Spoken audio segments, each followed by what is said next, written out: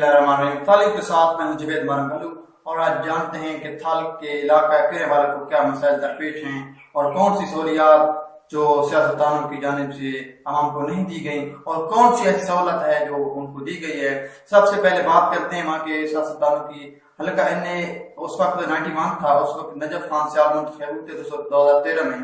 उससे पहले साहिबजादा महबूब सुल्तान थे जिन्होंने मस्जिद में बैठकर हमें वादा किया था आवाम के मुताबिक कि वो अपना उनको बिजली फराम करेंगे, रोड्स फराम करेंगे, स्कूल के हवाले से इकदाम करेंगे, सेहत के हवाले से इकदाम करेंगे। अवाम ने उनको मानकर उनको वोट दिया, उनको असेंबली में पहुंचाया, मगर 5 सालों में एक बार भी वो कहने वाला थल का चक्कर ना लगा सके। दूसरी बात 2013 में मुंतखब होने वाले मियां मोहम्मद आजम चेला साहब जो कि मुसलसल 15 साल से पीपी 82 पर हुकूमत कर रहे हैं और अब पीपी 125 हो गया, जिसकी वो अब भी पाकिस्तान तहरीक इंसाफ की जानिब से सूबाई असेंबली के लिए उम्मीदवार हैं 125 से, और वो नए राग ला रहे, वो थाना कचहरी की सियासत से हम को नहीं निकलने दे रहे। वो उन जो मसैल हैं, असल मसैल है, उनसे चश्मपोशी कर रहे हैं। और जी सूरत हाल दीगर इलाकों की भी है। आप कोट शाकिर का चक्कर लगाएं, आप माछीवाल का चक्कर लगाएं, आपको वासुस्ताना से आगे 2013 के बाद कोई भी ग्रांट नहीं मिलेगी। कोई ऐसी ग्रांट जो सियासतदानों की जानिब से पीपी 125 और नया हल्का जो 114 बना है उसमें कोई भी ग्रांट किसी भी सियासतदान की जानिब से वासुस्ताना से आगे नहीं मिलेगी। आपको मिलेगी अगर ग्रांट कोई दिखाई देगी, कोई तरक्की दिखाई देगी झांकी, तो आपको पीपी 125 के जो पिछले 2013 में एमपी में कारपेट रोड होंगे और जो ठीक तरक्याती फंड लगे होंगे उनके डेरों पर आपको मिलेंगे। और एमएनए के जो नजफ खान सियाल थे अदालत के बाद अब तो अस्पताल में हैं पिछले 7-8 माह से, मगर उससे पहले जो भी फंड्स आए वो तहसील और सियाल के इर्द गिर्द ही लगाए गए हैं। इलाका थल पर तो खास तौर पर किसी ने तवज्जो ही नहीं दी। इलाका थल मुकम्मल तौर पर महरूमी का शिकार है और आवाम मायूसी का शिकार हो चुकी है। हमारी ये टीम जो थल न्यूज की जब भी चक्कर कहीं भी लगाती है तो मुसलसल हमें जो आवाम की शिकायत सुनने में आती है वो है कि तालीम के हवाले से थल को जानबूझकर पीछे रखा जा रहा है, थल को एक अकलियत की तरह देखा जाता है। मेरे ख्याल से आपको एक कहने वाला थल के जो जमीनी हक है उनके बारे में आपको बताएं कि वहां पर सिर्फ एक प्राइमरी स्कूल है, वो भी 99 में आया था, मगर उससे पहले उसके बाद और उससे पहले भी एक भी ग्रांट अकेले वाला थल को नहीं दी गई। पता नहीं ये पीपी 125 से बाहर समझते हैं या कोई अकलियत बैठी है इधर, ये जानबूझकर थल को तबाह करना चाहते हैं ये। मगर इस बार कुछ नौजवानों ने अपना इतिहाद कायम किया है जिसकी रूह से वो आप ऐसे उम्मीदवार को सपोर्ट करने का इरादा रखते हैं जो कि इलेक्शन से पहले या रिटर्न में देगा कि आप ये सहूलियात मैं आपको दूंगा, तो वो उसको अपना वोट कास्ट करेंगे। मेरे ख्याल से अगर ये काम नौजवान आप कर लें, जाग जाएं, तो थल की तकदीर बदल सकती है, अकेले वाला थल की तकदीर बदल सकती है। आप देख लें, पाकिस्तान घूम लें, बल्कि इंडिया का जो एक आसाम है, आसाम इंडिया की एक रियासत है, वहां पर अक़वाम मुत्तहिदा की रिपोर्ट के मुताबिक वहां पर किसी किस्म की सहूलियात मुयस्सर नहीं है वहां के आम, मगर और अक़वाम मुत्तहिदा के मुताबिक वहां पर जो सहूलियात की नापीद हैं उसके बरक्स अगर अक़वाम मुत्तहिदा अकेले वाला थल का दौरा करती है तो मेरे ख्याल से दुनिया की पसमानदा तरीन जगह ये अकेले वाला थल को करार देगी। और यही वजह है 125 से मुंतखब होने वाले पिछले साल पीपी 82 था, सॉरी उससे मुंतखब होने वाले मियां आजम चेला ने मुंतखब होने के बाद एक बार भी चक्कर नहीं लगा, और अब जो इलेक्शन करीब आ रहे हैं तो अब भी उसका बेटा चक्कर लगा रहा है और पाकिस्तान तहरीक इंसाफ में शामिल होकर वो मुकद्दस गाय बन गया है। और उसी एमएनए महबूब सुल्तान साहब जो कि सजादा नशीन मजीद सुल्तान के बेटे हैं, वो एमएनए रहे पिछले 10 साल, मगर इस 2013 में उनको चांस नहीं मिला। इस बार वो महरूमियत दूर करने का इरादा रखते हैं, मगर मेरे ख्याल से माज उनके वादे ही होंगे। आवाम को अब जागना होगा, आवाम को अपना वोट कास्ट करना होगा, ऐसे शख्स को देना होगा जो उनके हकीकी मसले का आकाश हो।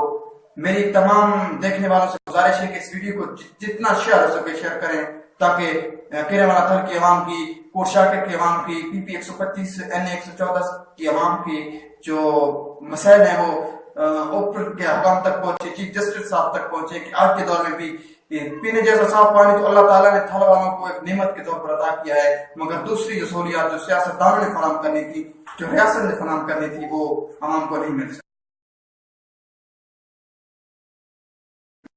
केरला थल की महरूमी के हवाले से आपको कुछ मनाजिर दिखा रहे हैं। ये केरला थल का प्राइमरी स्कूल है, جو کہ پچھلے سال ڈی سی صاحب کی گرانٹ ڈی سی صاحب نے دی، اس میں 4 دیواری کی بنی ہے.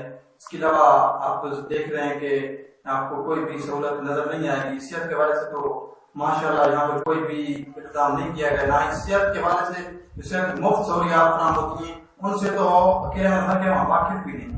ان کے حوالے سے ان کو کوئی چیز پتہ نہیں ہے. اگر وہ کوٹ شاکر میں رورل ہیلتھ سینٹر کوٹ شاکر میں جاتے ہیں نا تو وہاں پر ایک ہی روایتی جملہ سننے کو ملتا ہے کہ ادویات ختم ہو چکی ہیں، اور آگے ڈسپینسر بیٹھا ہوتا ہے وہ ان کو 1-2 گولی دے دیتا ہے. یہاں سے وہ جاتے ہیں اپنا کرایہ لگا کے، وہ سوچتے ہیں کہ وہ ڈسپینسر کے پاس اگر پرائیویٹ طور پر جائیں گے نا تو جو کرایہ لگاتے ہیں کوٹ شاکر جانے کا اس میں ان کا علاج یہیں پہ ہو جائے گا. تو یہ صحت کے حوالے سے تو بنیادی ضرورت ہوتی ہے. جو ریاست کی اولین ذمہ داری ہے وہ صحت کی سہولیات فراہم کرنا ہے. مگر اکیلے والا تھل کی عوام کو جو محرومی کے دستان اکیلے والا تھل میں رقم کی گئی ہے، خاص طور پر یہ کوٹ شاکر کے قریب کوشاب کی باؤنڈری پر واقع ہے. مجھے لگتا ہے ایسا ہے کہ یہ سیاستدان ہیں 125 کے 114 کے، وہ ان کو غلام سمجھتے ہیں اور یہ برادریزم میں بڑھ چکی ہیں. میرے خیال سے برادری یہ خاص طور پر یہاں پہ جو اکثریت گھریلو برادری کی ہے وہ ایک خوددار قوم ہے. وہ کہتے وہ اپنا خاندانی ووٹ ہے ان کو، وہ ایک پارٹی بنی ان کے چیلا خاندان سے کے تعلقات ہیں. مگر جو وفادار قومیں ہوتی ہیں نا وہ اپنے دوستوں کو نہیں بولتی. یہ مسلسل ایک تسلسل چلا رہا ہے. یہ پورے پچھلے 25-30 سال گھوم لیں ایک ہی خاندان کو سپورٹ کر رہا ہے.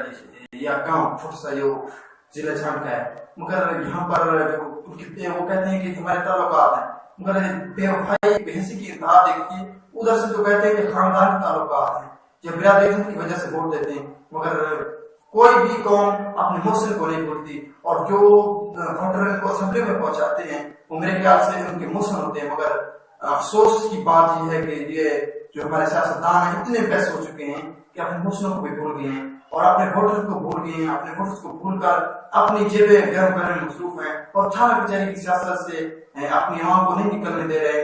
آپ جتنے بھی ضلع جھنگ کا، خاص طور پر ضلع جھنگ کی میں آخر میں بات کرتا چلوں کہ ضلع جھنگ جو ہے وہ میرے خیال سے پنجاب کا پسماندہ ترین اضلاع میں شامل ہو چکا ہے. وہاں پر کوئی بھی بڑی انڈسٹری نہیں ہے. یونیورسٹی آف جھنگ کے حوالے سے مسلسل پاکستان مسلم لیگ نون کی قیادت کی طرف سے وعدے وعید ہوتے آئے ہیں، مگر کلاسز شروع نہیں ہو سکتی.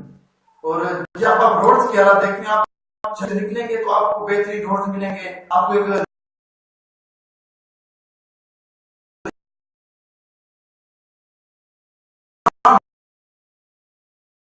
ادارے آپ کے ساتھ حاضر تعاون کہا گیا تھا. میں یہاں ضلع جھنگ کی پولیس جو ہے وہ بدتمیز ہے، مگر کچھ مچھلیاں جو گندی ہوتی ہیں اس کی وجہ سے پورا تالاب تو گندا نہیں ہو جاتا. اس لیے اس حوالے سے ملک صاحب نے بہت اقدام کیے اور پولیس کے بہتر کرنے کی کوشش کی ہے. تو وہ تو ایک بیوروکریٹ ہے، مگر ہمارے جو سیاستدان ہیں وہ کیا کر رہے ہیں ہمارے؟ یہ اب سوال یہاں ہے جو میں آپ اپنے سے LK 125 اور MA 114 کے سیاستدانوں سے پوچھوں گا جو برسر اقتدار رہے ہیں اور اب بھی اقتدار کے امیدوار ہیں. تو میرے خیال سے وہ اپنے گریبان میں جھانکیں، کیا وہ اس ووٹ کے حقدار ہیں؟ وہ ادھر فاسوستانہ سے یا سلطان العارفین کی درگاہ سے آگے سے نکل کر اپنے گھروں سے نکل کر ووٹ مانگنے کے قابل ہیں؟ اگر وہ ووٹ مانگنے کے قابل ہیں تو ہمیں جواب دیں کہ ہماری گرانٹس جو ہمارے تھل کی عوام کی مرہون کیوں دی گئی. تھل کی ایک بہت بڑا پرابلم ہے کوٹ شاہ کے ماشیوال والا تھا اور ساتھ ہونے کا شیر کا علاقہ اور تھل میں آپ کو پتہ ہے کہ غربت نچلی سب اور یہاں پر غریب چکی بس رہا ہے غربت کی. اور یہاں پر ایک اور مسئلہ ہے، یہ بات 1979 میں ایک لاٹ ریزرو ہوتا تھا مشقوں کے لیے، اس وقت پی ایف کو کوئی بھی نہیں ہو سکتا.